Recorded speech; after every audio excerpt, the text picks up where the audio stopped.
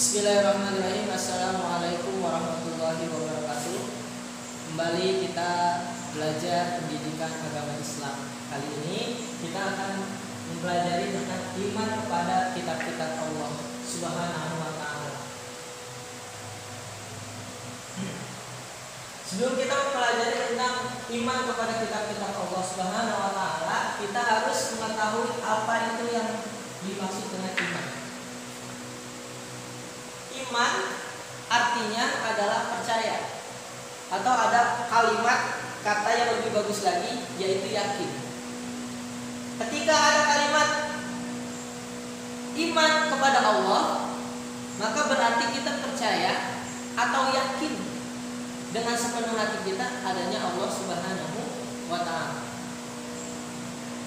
Iman kepada kitab-kitab Allah berarti kita percaya dan yakin dengan sepenuh hati kita bahwa adanya kitab-kitab Allah, adanya Allah Subhanahu wa ta'ala itu menurunkan kitab-kitabnya sebagai petunjuk bagi umat manusia. Kita mengulangi dari pelajaran kamu ketika SD. Ada yang namanya rukun iman. Rukun iman itu terbagi menjadi 6. Yang pertama, iman kepada Allah.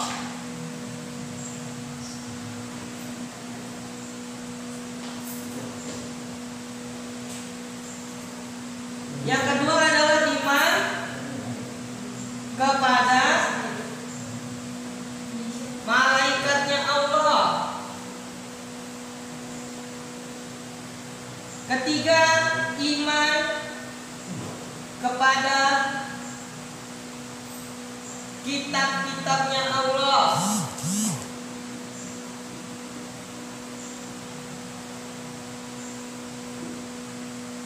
Keempat, iman kepada Nabi dan Rasul.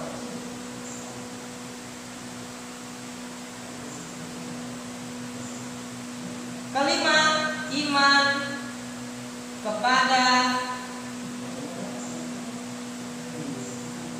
hari kiamat.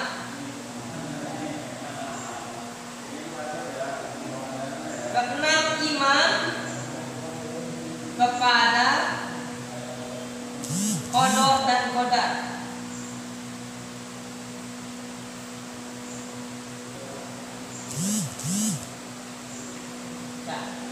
Iman artinya percaya atau yakin dengan sepenuh hati kita bahwasanya Allah Subhanahu wa ta'ala itu ada. Iman kepada malaikat berarti yakin dengan sepenuh hati bahwasanya Allah itu memiliki atau menciptakan malaikat-malaikatnya. Iman kepada kitab-kitabnya, kita yakini dan kita percayai bahwasanya Allah Subhanahu wa ta'ala menurunkan kitab-kitabnya melalui apa? Nabi dan Rasulnya. Maka di sini kita harus percaya juga dan yakin juga kepada Nabi dan Rasul. Nabi dan Rasul itu adalah utusan Allah Subhanahu wa ta'ala. Iman kepada hari kiamat, kita harus yakin dan percaya bakal adanya dan datangnya hari kiamat, hari terakhir. Terakhir adalah iman dan kepada qada dan qadar. Kita harus percaya kepada takdir. Ada takdir yang bisa dirubah atau takdir juga yang tidak bisa dirubah, yaitu qada dan qadar. Sebenarnya penjelasan rukun iman ini cukuplah panjang, tapi karena bab kita adalah bab iman kepada kitab-kitabnya Allah Subhanahu wa ta'ala, maka di sini Bapak akan memperkenalkan kalian bahwa supaya kalian itu yakin dan tambah percaya bahwa Allah Subhanahu wa ta'ala benar-benar menciptakan kitab-kitabnya, menurunkan kitab-kitabnya melalui Nabi dan Rasul. Sebenarnya ini nyambung, Nabi dan Rasul. Kalian harus tahu apa itu Nabi dan apa itu Rasul. Di sini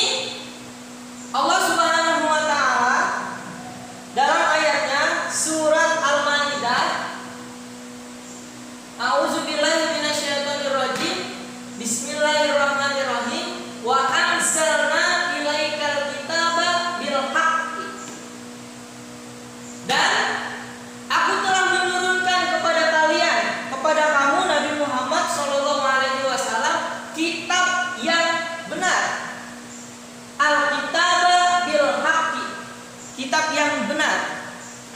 Musaddiqal lima baina, ya, dengan penuh kebenaran.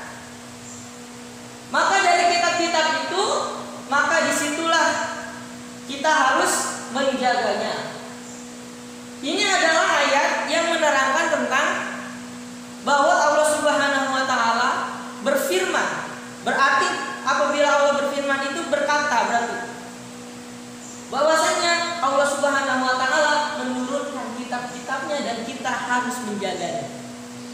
Maka dari kitab-kitab itu kita harus mengetahui ada kitab-kitab yang Allah turunkan melalui Nabi dan Rasulnya. Yang pertama adalah kitab, ada yang namanya kitab Zabur. Ada juga yang namanya kitab Injil. Ada yang namanya kitab Taurat. Ada juga yang namanya kitab Al-Quran, Al-Quranul Karim.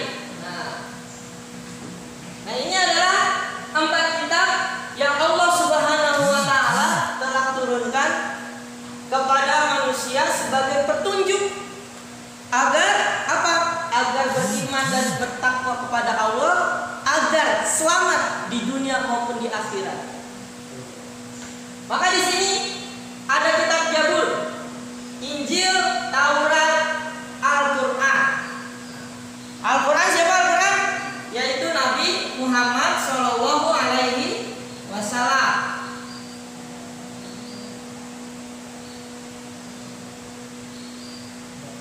Al-Quran adalah mukjizat yang terbesar yang sampai akhir nanti hari kiamat, yaitu Al-Quranul Karim yang diturunkan kepada Nabi Muhammad SAW sebagai petunjuk umatnya.